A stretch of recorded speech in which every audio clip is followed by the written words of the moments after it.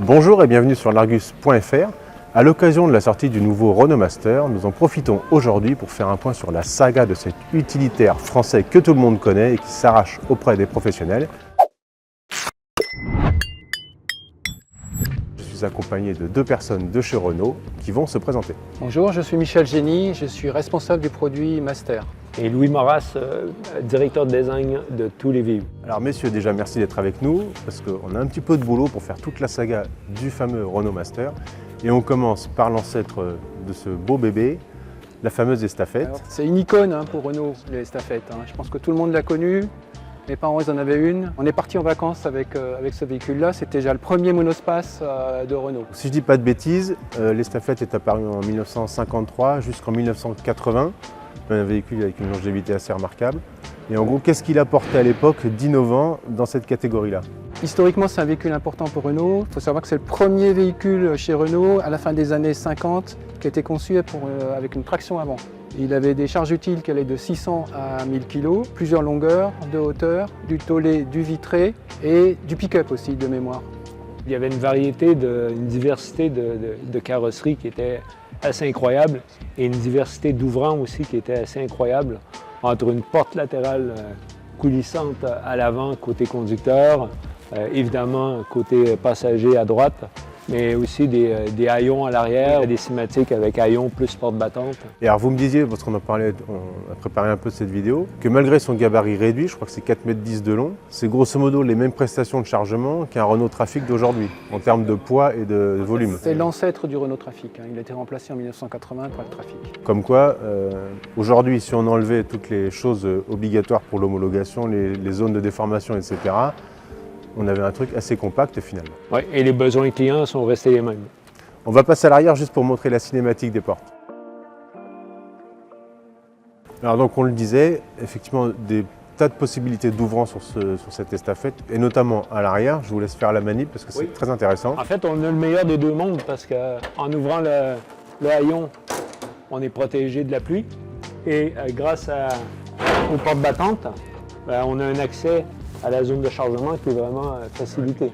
Et enfin, on va passer juste côté conducteur pour montrer un petit truc que moi j'adore. Bon alors Michel, on est côté conducteur. Je vous laisse nous montrer moi ce qui me fait craquer sur cette estafette. C'est assez remarquable d'avoir remarqué qu'il y a une porte coulissante qui rentre à l'intérieur du véhicule. Donc, quand on s'assoit à bord du véhicule, et qu'est-ce qu'on fait? On sécurise la porte par une chaîne. C'est vrai que tout de suite c'est beaucoup plus sûr. Et donc on pouvait vraiment rouler comme ça, c'était homologué, on ne risquait pas de se faire arrêter. Rouler comme ça, une autre époque. Incroyable. Alors Michel, après l'estafette, 1953-1980, le fameux SG pour Super Goélette, alors là on est sur du 1965-1982, donc encore une longévité record. Tout à fait. Comme tous nos véhicules utilitaires, on a globalement une durée de vie qui est sensiblement le double de nos véhicules particuliers. Ça au moins, c'était pas compliqué. Bon, alors déjà, premièrement, les couleurs sont magnifiques. Il est dans un état, il est neuf le truc, c'est un truc de dingue. Couleur Renault Sport, donc sublime. Donc là, on passe vraiment sur du gros utilitaire en termes de chargement, etc. Et qu'est-ce qu'il apportait de plus par rapport à l'estafette, où c'était simplement juste du volume en plus, où il y avait déjà des prestations supérieures? Comme on passe à un véhicule de taille supérieure, on augmente en même temps les masses, la charge utile de ces voitures-là. On a une version qui allait au-delà de 6 tonnes. En fait, on a des véhicules conduisibles avec un permis B et des véhicules conduisibles avec permis poids lourd, parce qu'on allait au-delà de 6 tonnes avec ces variantes-là. On a des versions légères, des versions lourdes. D'ailleurs, la version légère, c'est la Super Goélette, la version lourde, c'est le Super Galion. Et alors, avant de passer vraiment au premier Master, j'allais juste vous montrer quelque chose à l'intérieur. On trouve sur ce véhicule une particularité qui existe encore de nos jours, notamment pour des véhicules livreurs. La Poste, par exemple, peut prendre des véhicules de ce type-là, vous allez voir. Le siège se rabat et s'efface pour permettre l'accès à l'espace de chargement.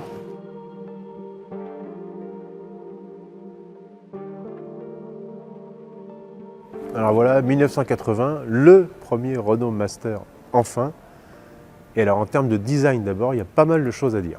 Oui, parce que c'est un véhicule vraiment iconique, dessiné par un non moins iconique designer qui s'appelle Marcello Gandini, célèbre pour avoir dessiné plusieurs voitures, dont plusieurs Renault. Donc un véhicule très simple, un monovolume. On a des chanfreins qui fait le tour du véhicule, une porte latérale coulissante qui est à l'extérieur du véhicule. Donc, plein de petits détails qui font que cet objet-là, pour un designer automobile, est vraiment super intéressant. Alors, pare-brise très incliné, ça, vous l'avez dit. Mais alors moi, ce que j'aime bien, et ce qui était vraiment caractéristique, parce que pour le coup, celui-ci, c'est 1980, 1990, donc je l'ai bien connu, c'est les poignées de porte qui sont à chaque fois dans une espèce de cercle. Donc ça, c'est pareil, c'est vraiment la touche Gandini aussi, j'ai l'impression. Et en fait, pour la petite histoire, le dessin original de Gandini, sur la face avant, on avait des phares ronds et une calandre avec 3 trous ronds. Ce qu'il ne dit pas, c'est que Gandini a dessiné des Renault, il a ensuite dessiné quelques italiennes, notamment une Lamborghini Countach, mais ça, bon, on est chez Renault, donc forcément on ne parlera que de Renault aujourd'hui.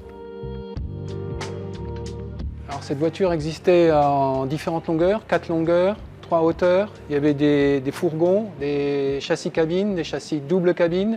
Il existait en traction, en version propulsion. La version propulsion s'appelait Mascotte ou Master Propulsion. Donc elle était commercialisée par Renault Véhicules Industriels. Et également, on a sous licence fabriqué ces véhicules-là chez Alfa Romeo VI en Italie, chez MAN en Allemagne et chez Avia en Tchécoslovaquie.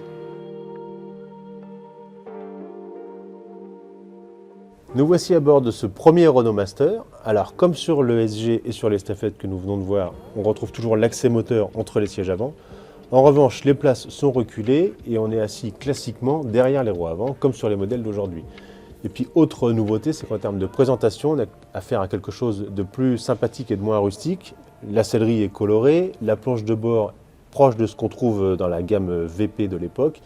Et Michel, tu voulais nous parler de quelque chose aussi? Oui, alors ce qui est remarquable, et on le remarque sur les générations suivantes, c'est que le volant, même s'il est encore sur ce véhicule de grande dimension, il devient de plus en plus vertical, comme sur un véhicule particulier. Alors nous voici devant le Master deuxième génération. Donc le premier c'était 1980-1997, celui-ci c'est 1997-2010, donc encore une fois des longévités assez grandes. Et alors ce qui saute aux yeux, autant le premier avait des airs de Renault Espace, c'était l'époque, autant celui-ci on commence à retrouver les rondeurs. Exactement, ça correspond bien à même un Clio 1 au niveau des proportions sur la face avant, comme tu le disais, avec un peu plus de rondeur.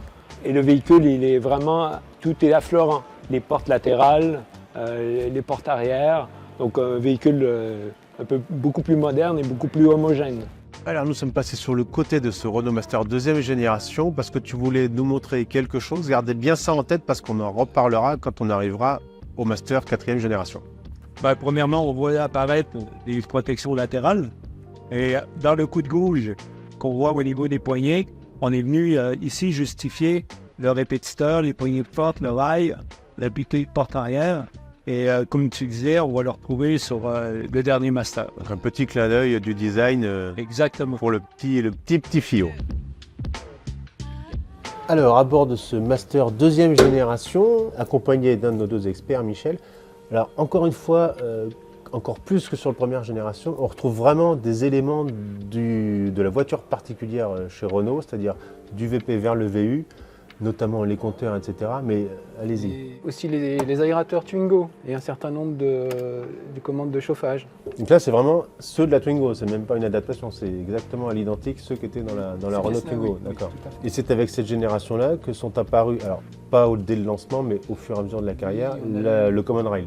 On a démarré avec des moteurs, moteurs Sofim, et puis on a introduit au fur et à mesure des moteurs Common Rail de chez Renault. On a eu du 1,9 litre, du 2,5 litres, et on a même fini avec un moteur 3 litres qui venait de chez Nissan.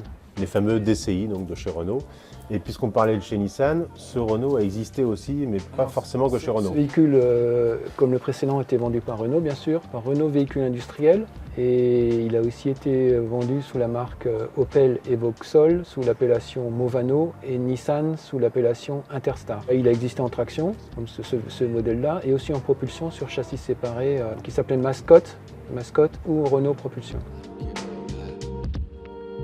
Donc nous voici devant la troisième génération, 2010-2024 si je ne dis pas de bêtises. Et alors ce qui saute aux yeux, tout de suite, c'est la face. Là on commence à avoir quelque chose de vraiment costaud.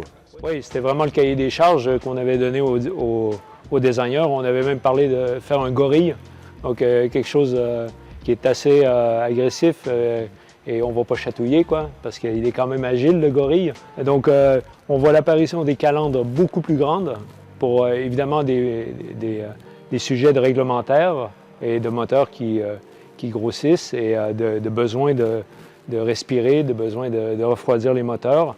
Donc, des phares qui sont vraiment très gros aussi, un bouclier très, très robuste. Donc, il y a une vraie volonté d'avoir une rupture par rapport à la génération précédente. Alors effectivement, est-ce qu'en termes d'inclinaison de pare-brise et d'aérodynamisme, est-ce qu'on se soucie déjà d'aérodynamisme sur cette génération-là ou pas encore? Oui, pas au point que ce qu'on a fait sur la dernière génération, évidemment, mais on a le même pare-brise, la même inclinaison que la génération précédente, mais en fait, ce qu'on voit, c'est qu'un capot qui est en train d'apparaître et qui va être encore plus gros sur la phase 2 et sur la dernière génération. Alors Michel, à bord de ce Master 3e génération, alors moi qui ne suis pas spécialiste, ce qui saute aux yeux, c'est que j'ai l'impression d'être dans une Renault que j'aurais pu rouler moi, une Clio, enfin une Renault de l'époque en termes de commande et de présentation. Ouais, vous remarquerez que les volants diminuent en taille. Si on regarde les aérateurs, ça c'est des choses qu'on voit dans la gamme VP. Oui. Bloc compteur, la radio, celle-là je l'ai connue aussi. Les petites commandes comme ça à carré là, pour la clim, c'est pareil.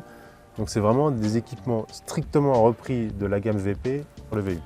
Tout à fait. On a toujours eu ce qu'on appelait les modules qu'on récupère sur nos VP qui fonctionnent très bien sur nos véhicules utilitaires. Et alors autre chose sur ce Master, c'est qu'on se soucie encore plus de l'utilisateur, que ce soit le conducteur ou le passager. Et alors là, vraiment, on est vraiment la fameuse voiture à vivre de chez Renault, c'est le Master en fait. Et avec un concept qu'on appelle le bureau mobile, dans lequel on trouve un nombre de rangements très important.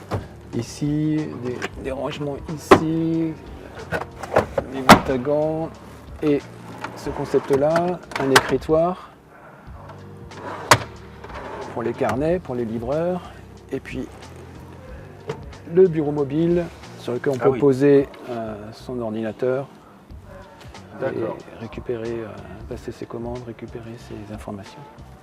Et enfin, en termes de, on en parlait aussi, en termes de puissance moteur, par rapport à l'estafette où on était autour des 55-60 chevaux, sur celui-ci on peut aller jusqu'à combien? Là, la gamme elle s'étale entre 105 et 180 chevaux avec toujours un 2,3 litres et qui existe en double turbo. D'accord, double turbo. Et c'est surtout, enfin, avec cette génération-là qu'est arrivé l'électrique. On a introduit l'électrique sur cette voiture-là en 2017.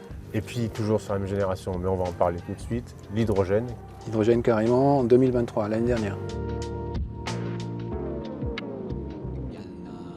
Avant de découvrir le nouveau Master, la 4e génération, on fait durer le suspense avec cette 3e génération, mais une 3e génération fortement restylée.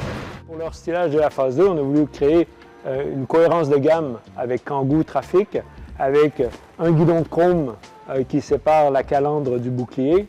Évidemment, sur Master, c'est un guidon de chopper. Donc, on retrouve les C-shapes, on retrouve le support à logo qu'on retrouve aussi sur les véhicules particuliers, avec une face avant qui se verticalise, un capot qui s'horizontalise sur cette version-là. On l'a dit, gros changement à l'extérieur pour un simple restylage, mais aussi grosse évolution à l'intérieur. Un énorme travail qui a été fait sur l'épuration du style de cette planche de bord et avec un certain nombre d'astuces que je vais vous montrer. Ça c'est pour les boissons. Ça c'est la petite tablette pour le déjeuner. Le tiroir extractible. La possibilité d'avoir ici aussi un chargeur par induction pour le téléphone. Un écran pour la caméra qui remplace le rétroviseur intérieur. Et bien sûr, nos écrans de navigation qui arrivent sur la planche de bord. Et encore une fois, en termes de position de conduite, on se rapproche toujours de plus en plus de ce qu'on connaît dans une voiture classique. Tout à fait. Et avant de terminer, c'est avec cette version-là, donc restylée, qu'est apparue la motorisation hydrogène. Hydrogène qui a été introduite en 2023. Nous voici devant donc le nouveau Renault Master 4e génération, et pour le coup c'est un peu vulgaire, mais il a de la gueule celui-ci. Ben oui, on a voulu en faire un camion américain, mais pas simplement pour le style. On doit avoir beaucoup d'entrée d'air pour la réglementation Euro 7 qui va arriver. Donc un véhicule très vertical sur la face avant, un capot qui est devenu presque horizontal.